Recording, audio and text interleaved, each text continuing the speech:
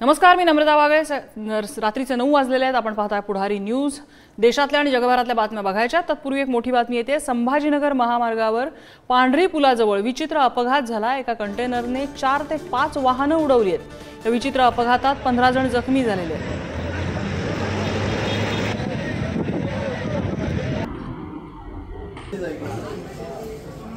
उमर सय्यद आमचे प्रतिनिधी आपल्याला या संदर्भात अधिक माहिती देतात। उमर, सध्याची काय परिस्थिती आणि जखमींची काय परिस्थिती आहे सध्या? नक्कीच अहमदनगर छत्रपती संभाजी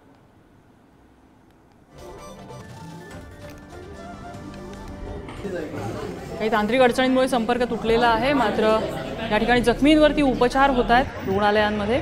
एका कंटेनरने 4-5 वाहनांना धडक दिलेली आहे। अक्षरशः उडवलेलं आहे या 4-5 वाहनांना असं दिसतंय। आणि या